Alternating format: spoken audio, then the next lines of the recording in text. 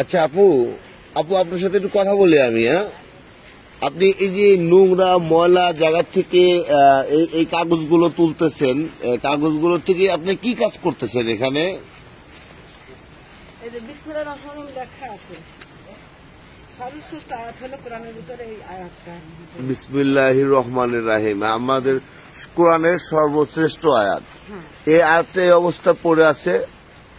আমার খারাপ লাগতেছে যে সর্বশ্রেষ্ঠ আয়াত, এটা রাস্তাঘাটে পড়ে থাকে মানুষের পাতলের জন্য, আমি এটা খুঁজে সংরক্ষণ করি। আমার ভালো লাগে এটা করতে। আলহামদুলিল্লাহ, আল্লাহ আপনার মঙ্গল করুন। আমি আপনাদের মতন মানুষকে সম্মান করা আমাদের। জি, আল্লাহ আপনার খেদমত করবেন, আল্লাহ আপনার খেদমত করবেন। আমি প্রায় দিনই দেখি আপনার এই রাস্তাঘাটে, আপনাকে আমি এই কাজটা করেন আপনি। কতদিন যাবত এই কাজটা করতেছেন আপনি?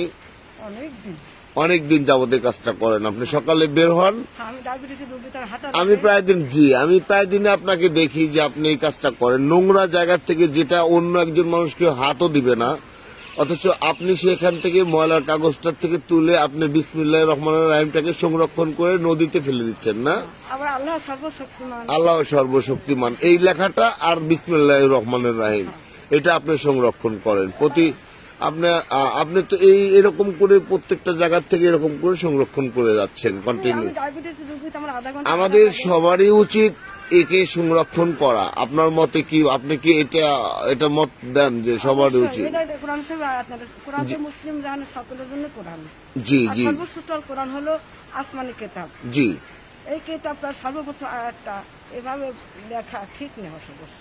জি, আল্লাহ আপনার মঙ্গল করুন। আমি জনসচেতনতা বৃদ্ধি করার জন্য আমি আপনার ভিডিও করেছি। আপনি আমাকে ক্ষমা দৃষ্টিতে দেখবেন। আসসালামু আলাইকুম।